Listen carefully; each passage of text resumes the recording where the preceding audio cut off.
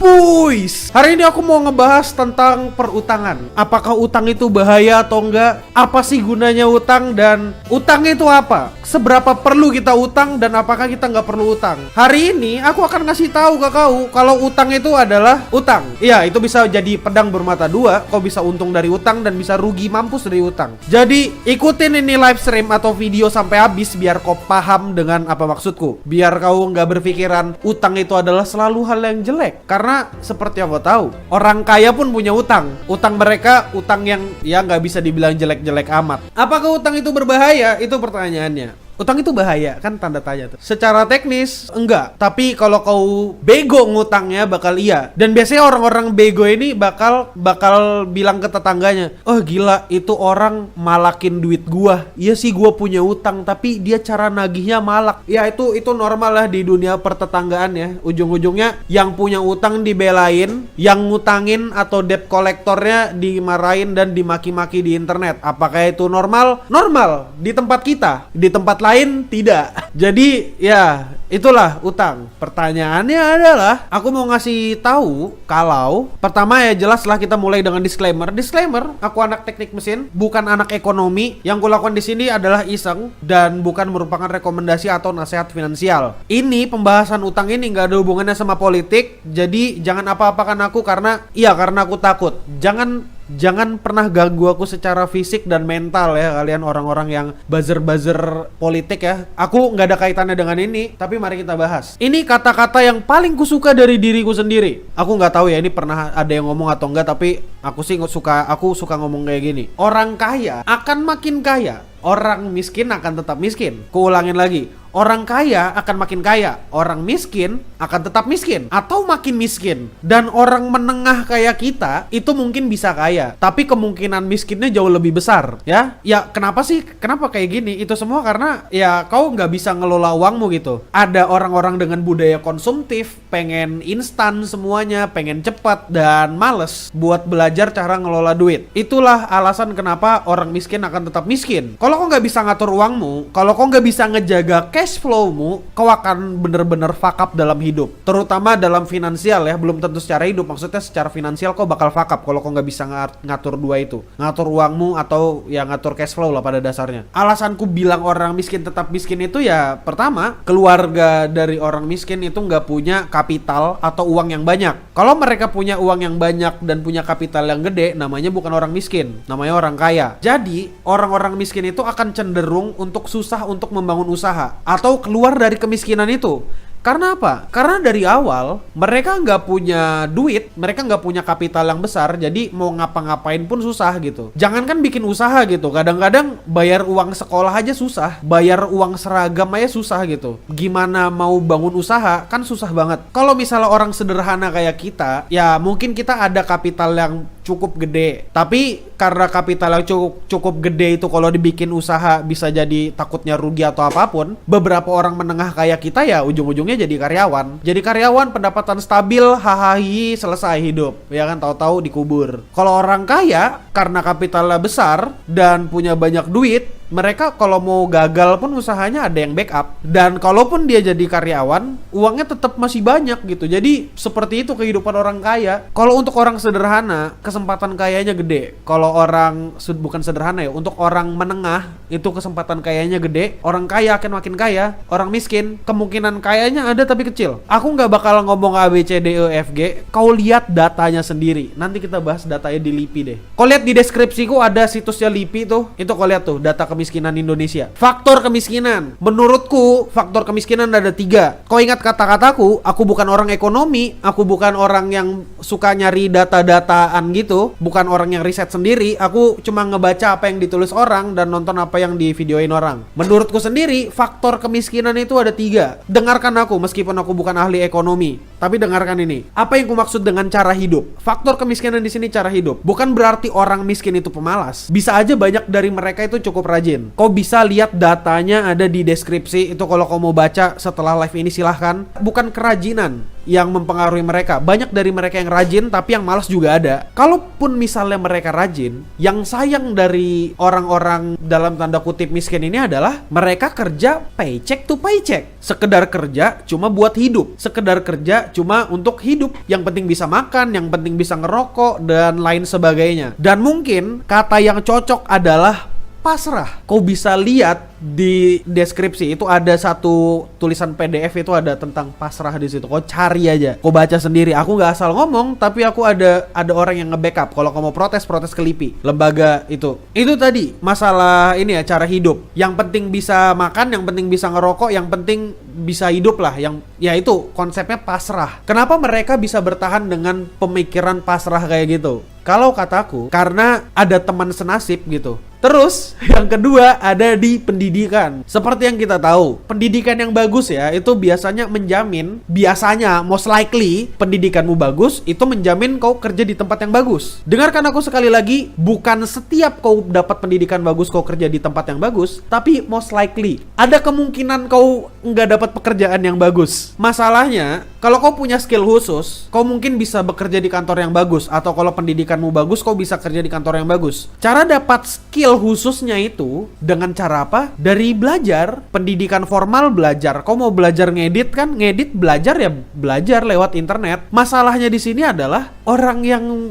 miskin itu gak bisa mengakses beberapa ilmu. Let's say kau gak perlu, let's say kayak gini. Oke, pendidikan formal penting, kau sampai SMA lulus. Tapi kan kadang-kadang ada orang yang belajar programming sendiri, belajar ngedit sendiri, belajar desain sendiri. Jangankan mengasah skill, sekolah formal aja orang-orang miskin itu belum tentu bisa. Belum lagi kondisi di rumahnya. Orang-orang itu berpikir lebih baik aku kerja bantu orang tuaku daripada aku melakukan belajar atau cari skill apa gitu. Itu tentang pendidikan. Dan yang ketiga, uang mengalir atau cash flow. Coba kau pikirkan, mereka yang miskin itu mau makan aja masih mikir gitu. Gimana mau mikir usaha? Coba deh sekarang kutanya. Kita ngomongin cash flow. Dapat cash flow dari mana? Salah satunya selain dari kerja dan gaji, utang. Sorry, let's say kau orang kaya mampus, kayak sekarang kau punya 1M dalam kantong. Kau lebih memilih minjamkan duitmu ke orang kaya atau ke orang miskin? Aku juga orang yang bakal memilih untuk minjemin duit ke orang kaya. Karena mereka jelas gitu, balikin uangnya kapan, mereka balikin duitnya gimana itu jelas. Kayak mereka itu jelas kalau mau beli baju wibu lokal di bit.ly/toko CS, mereka jelas banget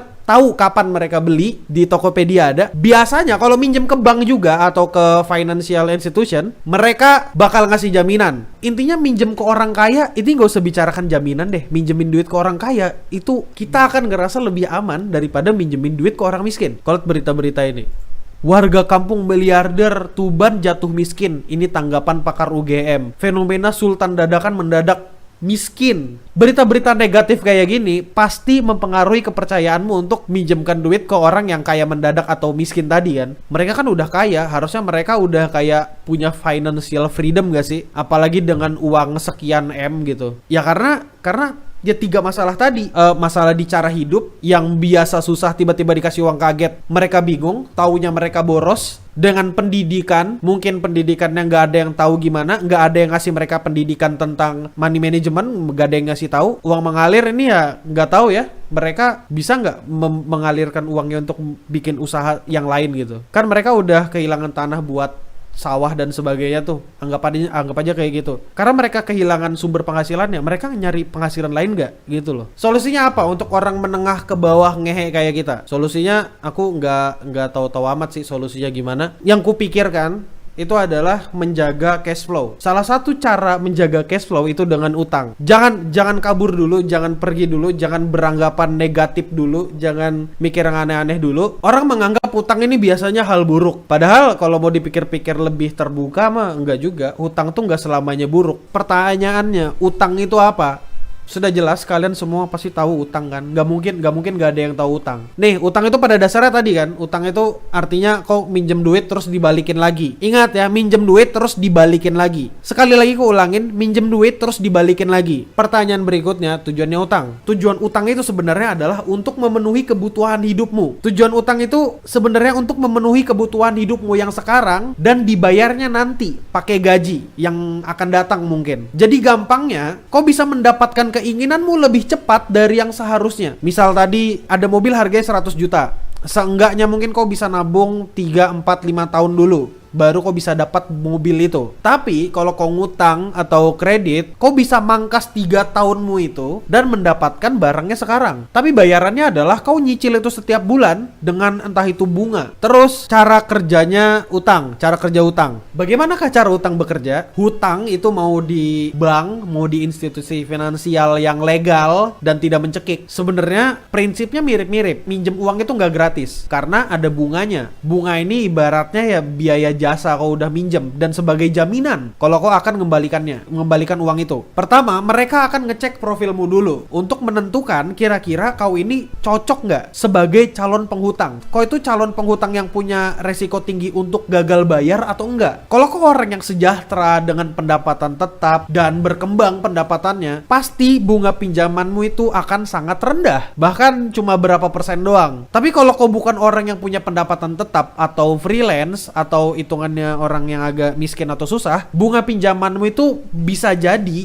dan kemungkinannya besar akan tinggi. Bahkan kau nggak akan mendapatkan pinjaman sama sekali karena kau orang yang beresiko untuk dipinjamin duit. Terus kita ke jebakan hutang. Kemarin aku sempat bikin story, kalau kau ngeliat storynya, ada jebakan utang PNS atau ASN ya, pegawai negeri sipil atau aparatur sipil negara gitu. Orang-orang itu mau PNS atau ASN namanya apapun itu, kalau mereka ngutang itu kemungkinannya besar dan bahkan pasti di ACC sama bank. Karena kerjanya mereka itu pasti. Mereka kan ada kontrak kerjanya sampai pensiun. Pertanyaannya adalah jebakannya di mana? Hawa nafsu, gengsi hidup. Ya, jebakannya ada di gengsimu dan gaya hidupmu. Itu jebakannya utang sebenarnya. Kalau kau kena hutang, terjebak oleh hutang, padahal kau yang menjebak dirimu sendiri, solusinya gimana? Ini cuma pendapatku ya. Jangan jadikan ini sebagai patokan. Likuidasi asetmu. Likuidasikan aset tuh gampangnya kayak jual aset. Barang yang pernah kau beli dengan hutang itu kau jual. Terutama aset itu bukan aset yang produktif atau aset yang menghasilkan uang.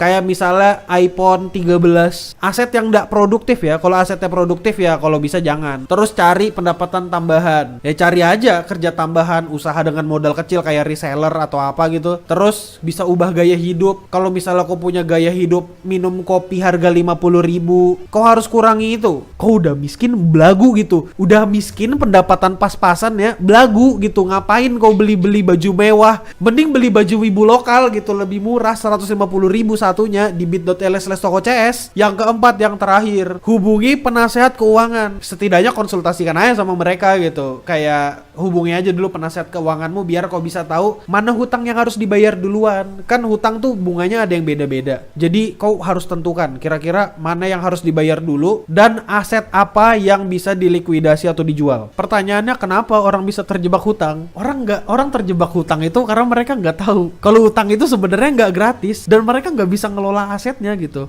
Aku bakal jelaskan 2 jenis utang, konsumtif dan produktif. Utang konsumtif itu kayak ya gampangnya kau utang terus kau pakai. Utang produktif itu utang yang menghasilkan, entah itu menghasilkan langsung atau menghasilkan pendapatan untuk kedepannya dan jangka panjang. Jadi pada dasarnya hutang itu tadi ya tergantung fungsinya. Baik buruknya tergantung fungsinya. Bakal buruk kalau kau pakai buat hal-hal konsumtif yang dipakai langsung wush hilang. Apalagi dalam jangka waktu panjang itu bisa jadi dampak buruk dan membangun kebiasaan yang buruk. Tapi itu juga bisa jadi hal yang baik kalau kau pakai itu buat yang menghasilkan. Intinya hitung dulu kira-kira kau mampu bayar atau enggak utangmu itu. Sekarang kita bahas utang negara. Ku kasih tahu kau satu fakta yang harusnya menarik. Gak ada negara yang bangkrut karena utang. Secara teknis gak ada negara yang bangkrut karena utang. Yang bikin bangkrut itu ada faktor lain yang menyebabkan negara itu harus berutang. Kayak misalnya terjadi resesi, ekonominya macet, nggak ada apapun itu. Jadi ekonominya lemah banget di sana, kayak nggak ada produksi atau apapun itu. Akhirnya mereka minjem duit. Jadi timelinenya kayak gini nih. Ada negara resesi, terus dia ngutang. Karena utang yang dia pakai itu nggak berhasil, resesinya tidak teratasi. Berarti penyebab negara bangkrut itu bukan utang, tapi resesi. Ku ingatkan sekali lagi buat kau yang tadi belum mendengar, nggak ada negara yang bangkrut karena utang. Pertanyaan selanjutnya adalah, apa utang di Indonesia berbahaya? Kalau kau tanya aku apakah utang di Indonesia berbahaya? Enggak, secara teknis enggak, dan kata Ibu Sri Mulyani enggak. Dan aku percaya dengan Ibu Sri Mulyani. Jadi beliau bilang Indonesia sendiri kan punya batasan tuh 60%, nggak boleh lebih dari 60% dari GDP. Sedangkan utang kita sekarang ada 40%-an di bawah dari GDP. Nih, rasio utangnya Indonesia nih 39,63% dari GDP. Itu utangnya Indonesia. Sebenarnya utang negara itu nggak masalah karena negara-negara besar tuh punya utang juga gitu. Jadi ya gimana mau diapakan lagi? Kalau nggak ngutang kau perlu nunggu negaramu nabung bertahun-tahun baru infrastrukturnya bisa kebentuk. Yami Asset Management, jaya. Yeah. Terima kasih yang sudah menyimak. Ada berapa orang sekarang? Ada 50. Terima kasih atas ketikan jayanya. Semoga konten ini akan terus berlanjut dan semoga Aziz Gaming bisa ngeliat konten ekonomi yang sudah kubuat karena dia yang meminta bahas dewasa. Aziz Gaming anjing. Tapi terima kasih Aziz Gaming telah membuatku terinspirasi untuk bikin konten ini. Terima kasih kepada Aziz Gaming. Meskipun kau ngentot, tapi tetap kau selalu di hati. Terima kasih Aziz Gaming. Semoga kau cepat mati. Stay clean and sound. Dadah. Jaya.